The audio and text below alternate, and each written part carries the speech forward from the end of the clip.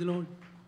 Ang pinakamataas na pagpupuri, pagluwalhati, pagdadakila ay tanging sa ating pinakamamahal na Panginoong Sus po lamang. Praise the Lord. Hallelujah. At dubling pagalang din po mga minamahal sa ating minamahal na pastor, Evangelist Wildy Estrada Almeida, at ganoon din po mga minamahal sa ating minamahal at ginagalang na assistant pastor Lina si Almeida, sa kanilang minamahal na mga anak, beloved Almeida family, sa lahat ng aking mga co-workers na narito ngayon, maging nanggagaling pa po mga minamahal sa iba-ibang lugar dito sa buong Pilipinas, mga minamahal, sa lahat nating mga kapatiran, sa mga webcast viewers, maging sa mga baguhan man mga minamahal, magandang hapon po sa inyong lahat mga minamahal. Praise the Lord. Hallelujah. Mga minamahal, ako bumabati po sa inyo ng happy 20th year anniversary ng Kalipa Peace Mission. At ako'y nagpupurit, nagpapasalamat sa ating dakila at pinakamamahal na Panginoong Hesus, mga minamahal, na umabot po tayo ng 25 years. Simula nung utusan po ng ating pinakamamahal na Panginoon, ang ating mahal na pastor para umakyat sa dako ng Talipa, Hulusulo. At nagpapasalamat po ako sa ating pinakamamahal na Panginoon, mga minamahal, na isa po ako mga minamahal sa nakasama nating mahal na pastor. Hindi man po ako karapat-dapat, subalit isa ako sa mga kasama na napili ng ating beloved parents in the Lord, mga minamahal. At nagpupuri ako sa ating pinakamamahal na Panginoon sa mga himala na aking nasaksihan, mga minamahal. Nung mga panahon na yun, mga minamahal, dahil nung unang araw pa lang namin, mga minamahal, talagang sinubok na ang aming pananampalataya, mga minamahal. Dahil first day, talagang nakapag-preach ang ating mahal na pastor. Subalit, dahil gabi na, hindi pinintulutan ni Commander Robot na makapunta kami sa dako ng kung saan yung lugar ng mga sipadan hostages, mga minamahal. At ng pagkakataon na yun, mga minamahal, kinabukasan, nandun po mga minamahal yung talagang pagpursige ng mga pastor na marating yung lugar ng mga sipadan hostages. Subalit mga si Commander Robot hindi nagpapakita, mga minamahal, sa kadahilanan mga minamahal, na ang ilan sa amin mga minamahal ay pinagdudahan ng grupo ng Abu Sayyaf. Dahil may mga ilan sa amin mga kasamahan na membro ng NGO, mga minamahal, although hindi naman talaga kami ay mga intel ng mga military.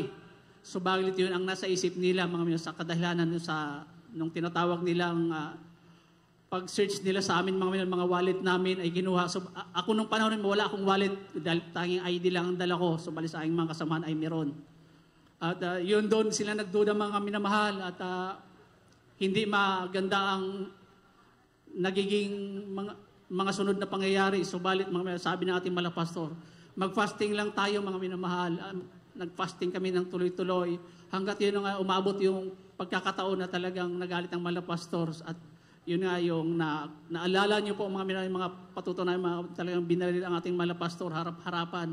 Subalit, hindi po ito pumutok, mga minamahal. Talagang ako, mga minamahal, andyan sa likuran ng mahal na pastor sa tabi.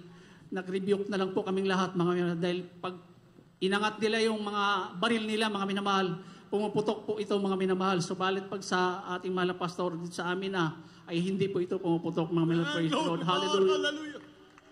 At nung mga tuloy-tuloy lang ang fasting namin, mga minamahal, at nung talagang napakahirap, mga minamahal, nung mag-ayuno ka sa lugar na yon dahil napapaligiran ka ng mga taong armado. Mabuti kung mga maigsi lang yung kanilang mga baril, talagang mga long firearms, mga minamahal. At kung magpaputok po yan, dahil sa tabi lang namin, walang pakundangan, talagang magugulat ka. Subalit, dakila ang ating pinakamamahal na Panginoon, andyan ang pag-iingat sa bawat isa sa amin, mga minamahal. Praise the Lord. At noong mga first week namin, mga Saturday kami pumasok, at the following Saturday, doon po talagang nandoon si Commander Robot, mga minamahal, at nakipag-usap, mga minamahal, ng mga panahon na yan.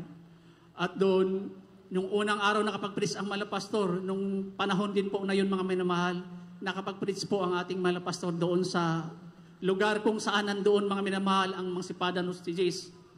At nung panahon na yun, mga minamahal, talagang grabe po ang himala ng mahal na Panginoon. Kung ating isipin, mga minamahal, kung makita po natin dito sa picture, mga minamahal, kung saan kami naroon, si Commander Robot po, mga minamahal, ay nakikinig po, mga minamahal. Imposible po yan, mga minamahal, sa isang katulad nila na makikinig ng Ebanghelyo ng Kaligtasan. Subalit sa ating pinakamamahal na Panginoon, sa buong pananampalataya ng ating mahal na pastor. Nasa bingit man kami ng kamatayan, mga minamahal. Sa pagkakataon na yun, mga minamahal, maaring baka ilibing kami ng buhay doon, mga minamahal, sa ginawa ng ating mahal na pastor. Dahil lugar po ninyo at alam po ninyo naman natin, mga minamahal, ang Muslim, mga minamahal, may sarili silang pananampalataya. Subalit ang ating mahal na pastor, walang pinipiling lugar kung saan kailangan ipangaral ang Ebanghelyo ng kaligtasan, mga minamahal. Kaya doon po talagang nakita ko ang grabing himala ng mahal na Panginoon sa lugar na yon.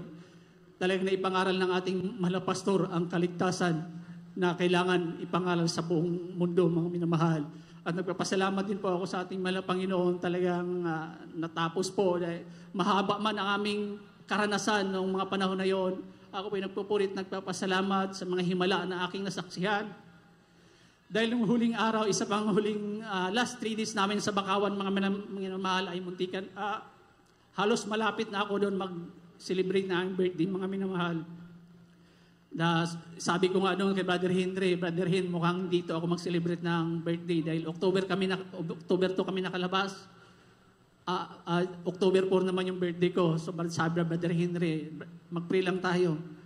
Dahil ayun naman ang sabi ng ating mahal na pastor at sa kahabagan ng ating pinakamamahal ating pinakamamahal na Panginoon, after 3 days, mga minamahal, ay nakalabas kami. Subalit, hindi man ito madali.